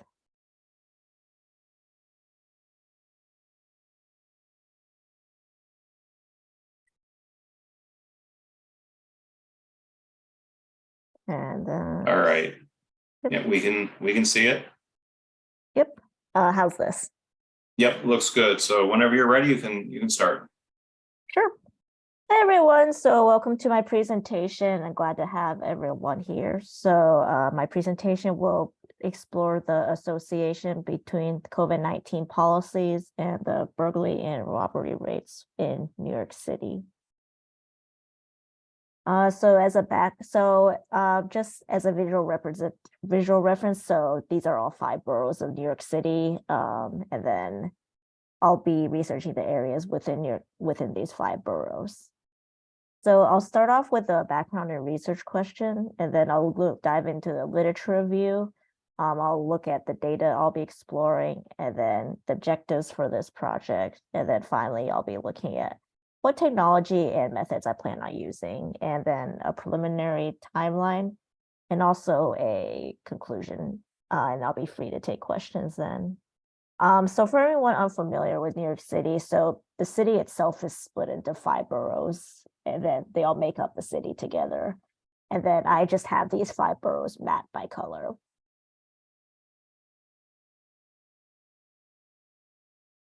So my research question is, what is the relationship between the arrival of COVID-19 in New York, the subsequent COVID-19 mitigation policies, and the spatial distribution and frequency of burglaries and robberies in New York City?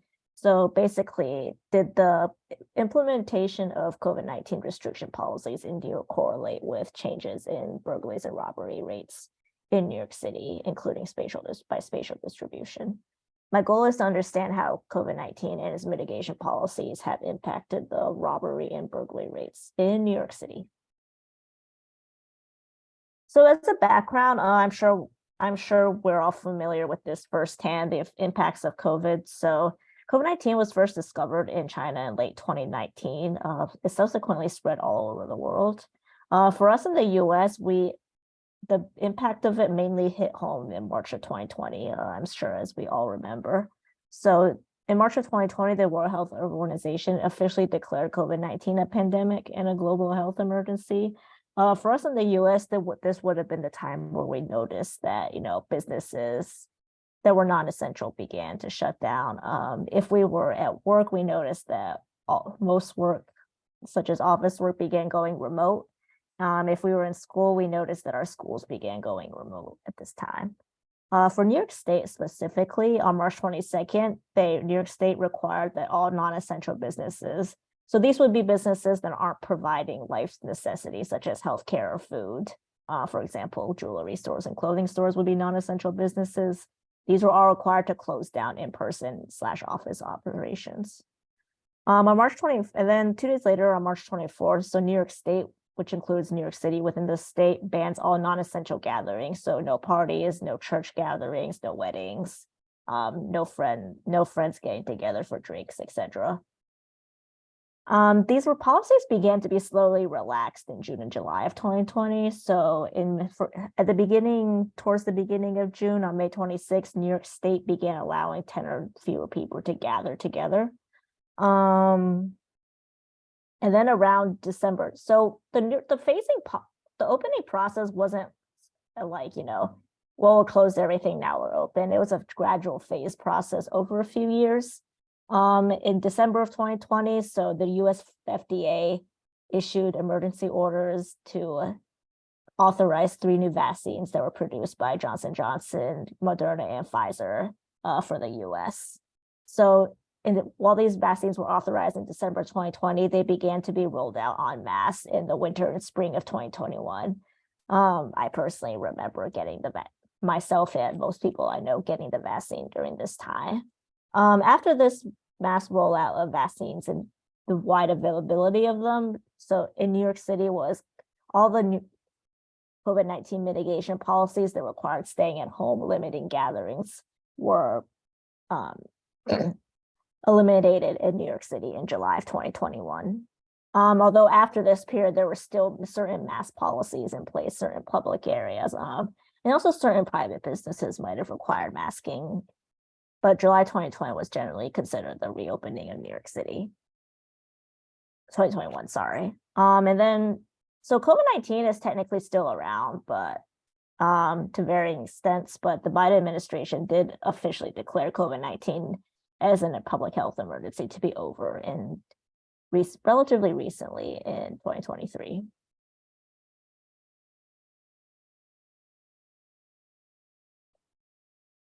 So the summary of literature. So I looked at 5 different studies for which to build on my current study. So first I looked at a 2022 study by Weisberg and Zastroff.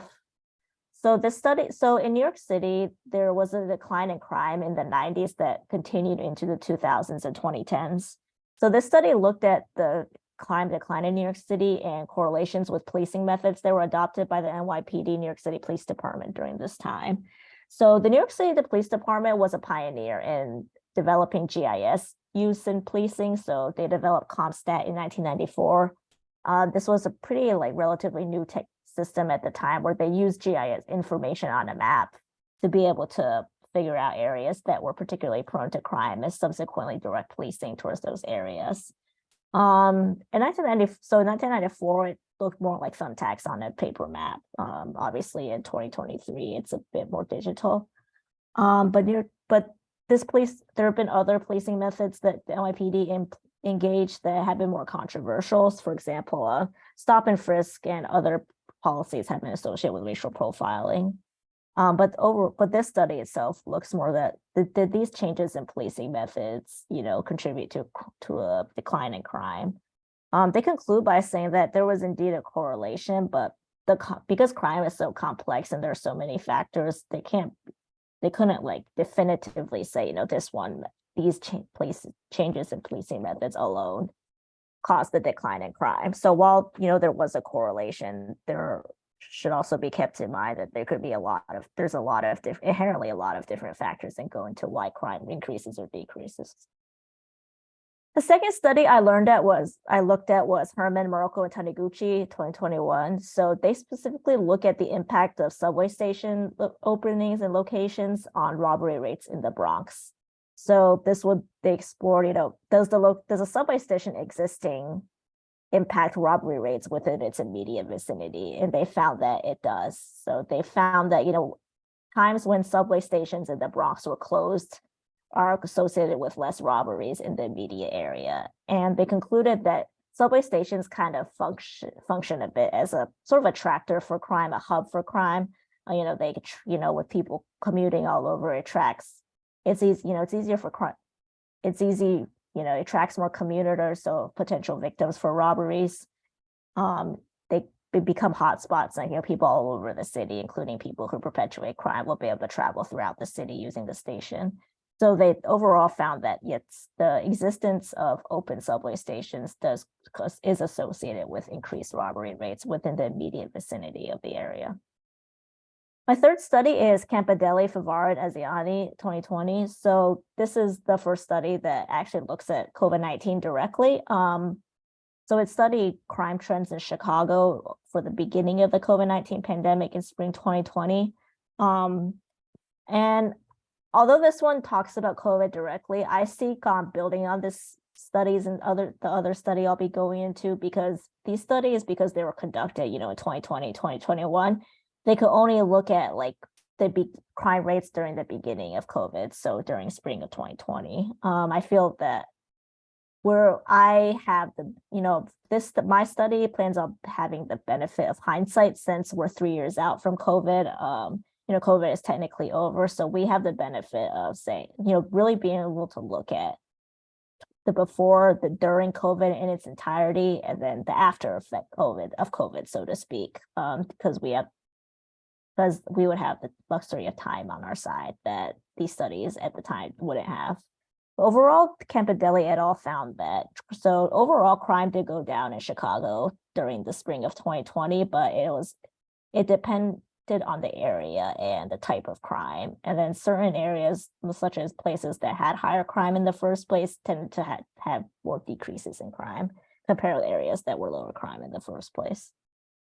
My first study is Burton 2016. So they look at the correlation between gentrification and crime in New York City. And they found that there was a correlation between an area experiencing gentrification and subsequently experiencing decreases in crime. Abrams 2021 also looks at COVID directly, but they look at the correlation between COVID-19 development during the spring of 2020 and crime in US cities. And similar to Campidelli et al. For Chicago, they found that overall, the beginning of COVID, at least in the early months, led to a decrease in crime. As I said, my study wants to build on these by having, you know, the luxury of 3 years of hindsight. So whereas they could only look at the beginning stages of COVID during spring of 2020, I'm able to look at the before, the during the entire phase of COVID, and then also look at the after COVID, since we are in that after COVID stage officially, so to speak. So the data sources I plan on using are mostly government data sources, government, whether it's US Census data, but also data from New York City government. So I can obtain demographic statistics by zip code, by census block. And I obtained this through the New York City open data. And although I didn't put this in the PowerPoint yet, I can also obtain like zip census block data from the US Census Bureau.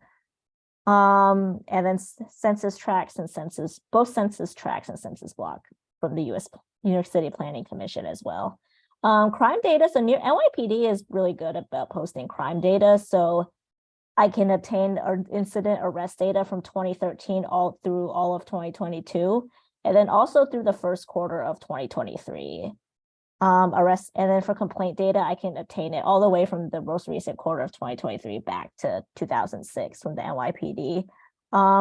Something that's great about the NYPD's data is they have, for each arrest and complaint, there's a GPS coordinate for them. So it's easily mapped. I can easily use these Excel files to turn them into maps, GIS files. So my goals and objectives. So I plan on investigating so as I said, my goal is to investigate the association between the COVID-19 stay-at-home mitigation policies and burglary and robbery rates in New York City. I plan, as I said, I want to contribute to existing literature by focusing on the effects of COVID-19 from before, during, and after the pandemic. And I want to examine, specifically for a GIS application, I want to examine spatial changes in burglary robbery rates.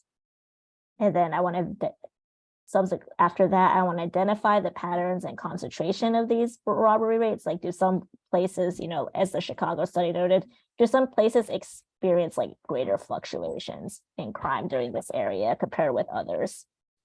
And I also use demographic data because I want to look at potential confounding factors. As noted in some of the previous studies, crime is inherently a very complex topic. Are there confounding factors such as socioeconomic status of areas, within New York City? Is there like unemployment? Is it associated with previous crime rates and such? So I plan on using ArcGIS Pro, and then the functions for now I plan on using are spatial autocorrelations and Moran's eye.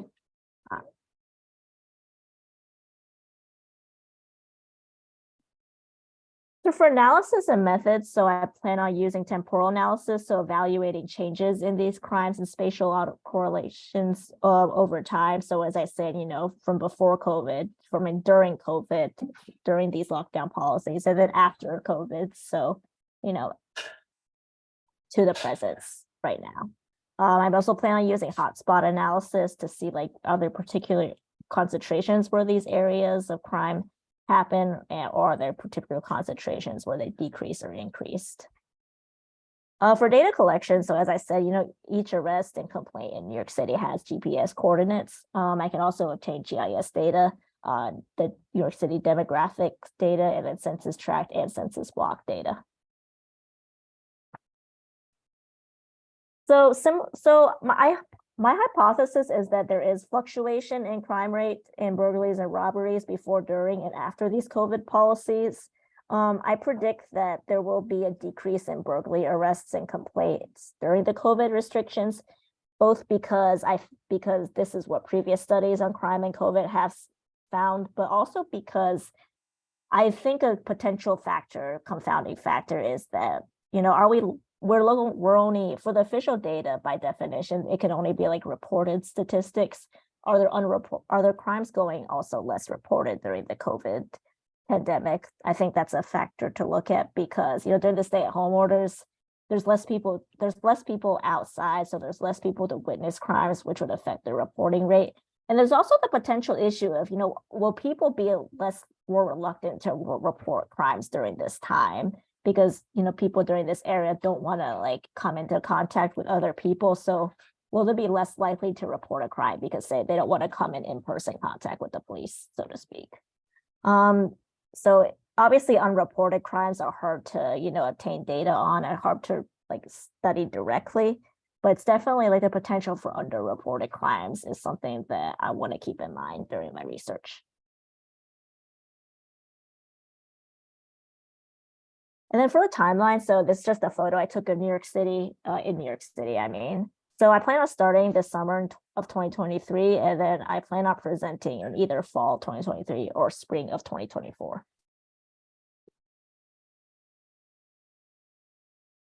And then, that concludes my study. I appreciate everyone taking the time to listen to my study. And then these are just my citations, and I'm open to taking any questions or comments.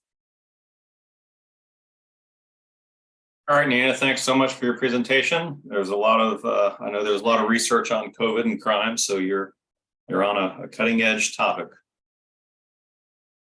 Thank you. While we wait for some questions to show up, I'll start here. You may have mentioned this in your presentation. I wasn't quite sure, but are you going to look at crime sort of pre-COVID to establish a baseline of what is typical then of crime for you to evaluate during the COVID and so forth? Yeah, so as I noticed, so crime has been going down in New York City since like what was going down in New York City since like the 90s to the 2010s. So because like the data extends generally to like 2013. I know like there's some data that extends a bit older than that. So I'll probably use like the 2010s New York City crime as a baseline. Okay, all right. Thanks for the clarification. Looks like you have a question in the chat window. Yeah, let me, sorry, I just got to pull that up. do you think crime will go up when restrictions have been lifted? Yeah, I think, yeah. So my hypothesis right now, obviously, I could, my research might find something different, but I do predict that crime may decline during the restrictions, but may go up during, after restrictions are lifted. Whether that crime that goes up surpasses the crime rate of the 2010s is something I still haven't hypothesized yet. I appreciate the question.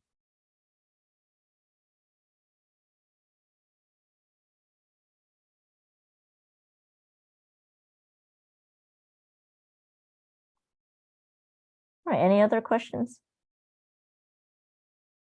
Yeah, I'm not seeing any. So if you could put your email in the chat window for others to contact you, that'd be great.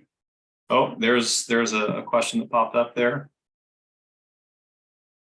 Do you think that one of the mitigating factors of burglaries and robberies requires someone to enter the building or a person to take something?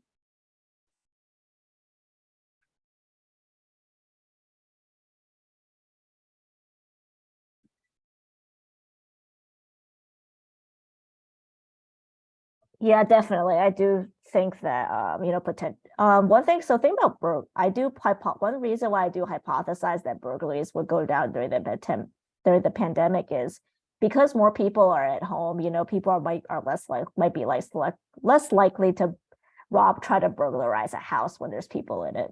And then robberies that less people outside. Yeah, I think that's a potential confounding factor too. And as I said, less people being outside also means less people to witness a crime to report it. So that's definitely something I plan on keeping in mind.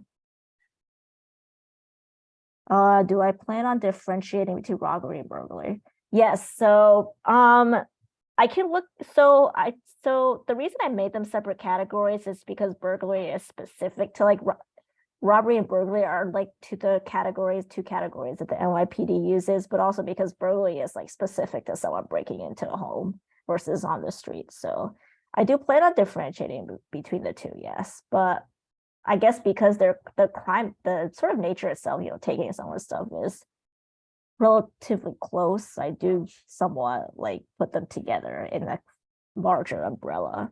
But I do think that it's important to differentiate between them because of the home factor.